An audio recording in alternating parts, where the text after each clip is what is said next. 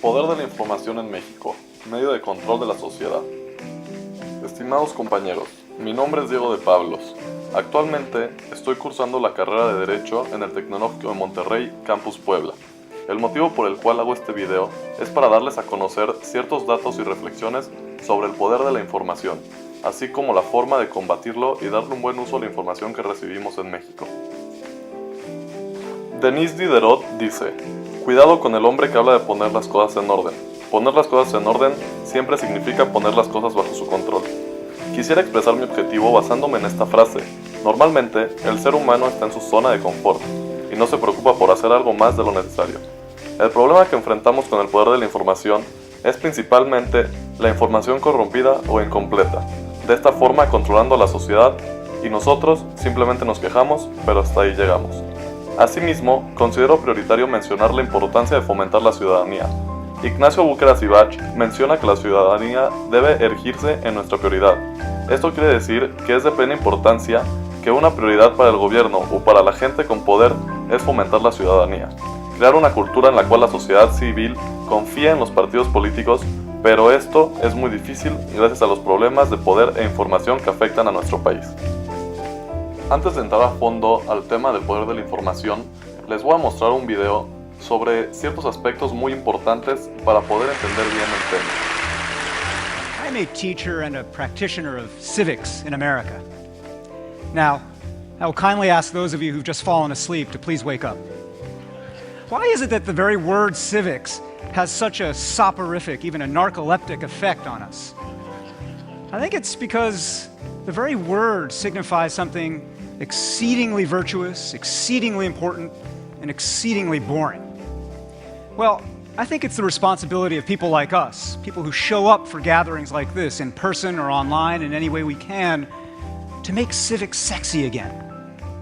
As sexy as it was during the American Revolution, as sexy as it was during the Civil Rights Movement. I believe the way we make civics sexy again is to make it explicitly about the teaching of power. And the way we do that, I believe, is at the level of the city.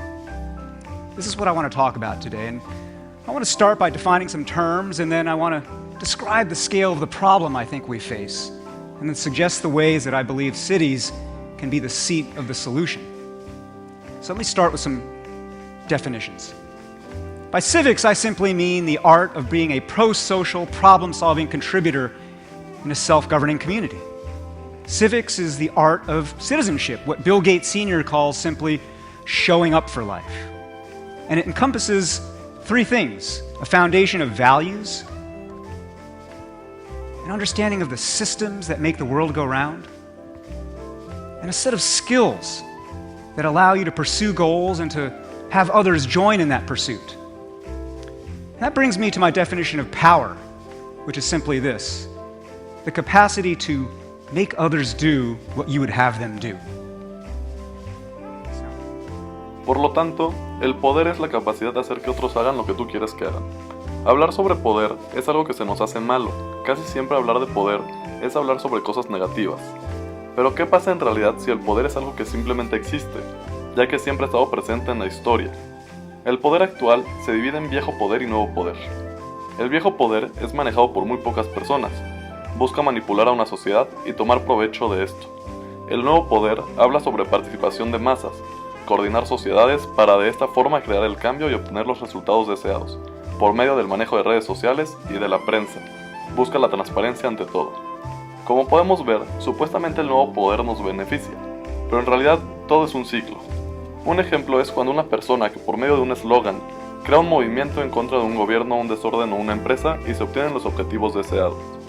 Después de esto, se olvida de las personas que estuvieron a su lado todo el tiempo y regresa a lo que es el viejo poder. En México, el gran problema social que tenemos fuera de la corrupción que existe en el ámbito político y jurídico es la ignorancia de la sociedad, ya que el 80% de la gente del país es humilde y se deja llevar por lo único que escuchan en la tele, o lo poco que leen en los periódicos, si es que saben leer.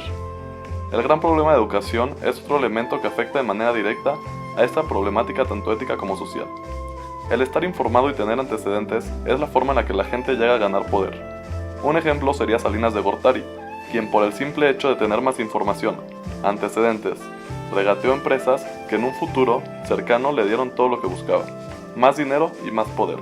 Actualmente se puede decir que él es el presidente de México y el que controla a muchas personas en el gabinete y en corporaciones grandes de nuestro país. Los ejecutivos de una empresa, sea privada o estatal, no suelen ser propietarios de la empresa, pero tienen poderío económico dentro y fuera de la empresa, lo que a su vez les confiere de poder político y cultural. Esto es un ejemplo que da Mario Augusto Bunge en su libro Sistemas Sociales y Filosofía. Joseph Stalin dice: tropiezan con la poderosísima resistencia que les oponen las capas dirigentes de las naciones dominantes, las cuales se hallan desde hace largo tiempo a la cabeza del Estado. Esto nos quiere decir que siempre ha habido alguien en el poder y no lo suelta por más que se intente llegar a él por otro medio. ¿Cómo funciona el poder en México? Muchas veces nos hacemos esta pregunta y llegamos a la conclusión de que el poder lo tiene la Cámara de Diputados y Senadores, así como el presidente. O también otra respuesta que damos es decir que México es una democracia. ¿Pero realmente sabemos quién controla el poder o el verdadero significado de decir que México es una democracia? Primero que nada, el poder en México se divide en tres, que es legislativo, ejecutivo y el judicial. Pero actualmente hay un cuarto poder, el de los medios de comunicación. Las grandes cadenas de televisión en México, principalmente Televisa, financian las campañas de la gente que les interesa tener arriba, informan al pueblo con lo que quieren que estén informados, controlan a la gente que está en la Cámara y hasta en la presidencia, por medio de chantaje y amenazas. Otro claro ejemplo es el dueño de Telmex, Carlos Slim, quien actualmente es dueño del New York Times, de esta forma teniendo más información y poder sobre la gente, ya no solo a nivel nacional, sino a nivel internacional, obteniendo la capacidad de estar por encima de gente con más poder. Pasando a la otra parte de la pregunta, ¿qué es una democracia? La primera respuesta que se le viene a la cabeza a la gente es decir, la capacidad de elegir a nuestros gobernantes. Pero esa capacidad se nos da por ser una república. Una democracia es la participación de los miembros de una colectividad en los asuntos importantes que la afectan, no necesariamente mediante la elección de nuestros gobernantes. Si la gente estaría informado acerca de la forma en la que nosotros podemos cambiar las leyes, cambiar a la gente del poder, dar ideas para nuevas reformas o leyes, entonces seríamos capaces de hacer que este tipo de gobierno funcione adecuadamente. Pero ¿cómo queremos hacer que funcione si el pueblo no hace nada para que el sistema político actúe adecuadamente? El poder de la información. Un estado disciplinado como México, en el cual el gobierno es total controlador de lo que sucede en el país, es de las peores cosas que le pueden suceder a una sociedad, ya que el Estado maneja una vigilancia total. México sufre de un alto grado de analfabetismo, pobreza e ignorancia, muchas veces debido a la información falsa que se maneja en nuestro país. Adolf Hitler dice: las grandes masas sucumbirán más fácilmente a una gran mentira que a una pequeña. Desafortunadamente concuerdo mucho con esta frase que dice Hitler. En México, normalmente cuando se va a llevar a cabo una reforma que el gobierno sabe que el pueblo no está de acuerdo con ella, crea algún rumor o una mentira en este caso para distraer a la mayoría de la población, de esta forma controlando la sociedad. La ley de telecomunicaciones y el intento de la ley Doring son dos ejemplos de la forma en la que el Estado busca la vigilancia de la población. La forma en la que nos vemos afectados son vigilancia total, esto quiere decir servicio de geolocalización en tiempo real e intervención de comunicaciones para las autoridades.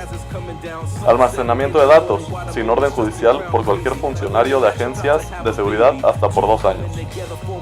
Nos afecta también en los medios de comunicación, quienes son las figuras de radio o televisión controladas totalmente por el gobierno. Y algo a lo que se le llama el switch off, que es el bloqueo de contenidos para preservar la seguridad nacional y la privacidad de la red, violando el derecho de la información. Es importante crear una cultura en la cual la gente no se quede con lo que se le hace saber, sino que de verdad se tenga un interés por saber lo que pasa en nuestro sistema. Me gustaría mencionar un ejemplo que en lo personal pienso pudo haber cambiado mucho al México que hoy conocemos. Muchos criticamos el gobierno de nuestro expresidente Felipe Calderón Hinojosa, ya sea por la decisión que tomó de cantarle la guerra al narco, o por la falta de empleos durante su gobierno, o porque simplemente no creemos que haya hecho algo por lo que valga la pena denominar su gobierno como bueno. Desafortunadamente, a los casi 2 años del final de su gobierno, se filtró una carta de una mujer que tuvo la oportunidad de asistir a una cena y escuchar a Felipe Calderón. Esta carta se envió para ser publicada durante su mandato, pero los medios no la difundieron. Lamentablemente nos comparan con América Latina, que durante la crisis de Estados Unidos, la mayoría de los estados del sur crecían aproximadamente un 4.7% económicamente, mientras que México crecía un 2%. Pero esto hubiese podido ser peor. Felipe Calderón, durante una plática con el que era el líder político en España en ese momento, comenta que Zapatero le preguntaba que cómo pensaba seguir incrementando el gasto. Y Felipe Calderón le respondía: hombre, José Luis, no van a aguantar. Si seguimos con el déficit, nos van a castigar los mercados. Dicho y hecho, Italia, España y Grecia siguieron forzando las cosas, y tal cual fueron castigados por los mercados, y la siguen sufriendo todavía hoy en día. México no cayó en este mismo error que los gobiernos mencionados anteriormente, debido a que el gobierno de la República, por órdenes de Felipe Calderón, implementó lo que se llama reformas contracíclicas. Esto solo es un ejemplo de lo que los medios de comunicación y gobiernos de otros partidos políticos nos bloquean. Este solo es un ejemplo de todo lo que se nos restringe saber en el momento, así como la información maquillada que nos llega a diario. Gracias por su tiempo, espero haya sido de su agrado y realmente me gustaría que hicieran conciencia sobre este tema que nos afecta a todos. Los invito a crear una cultura en la cual la gente le interese la historia, la sociedad, el sistema y lo que pasa en nuestro mundo. Gracias.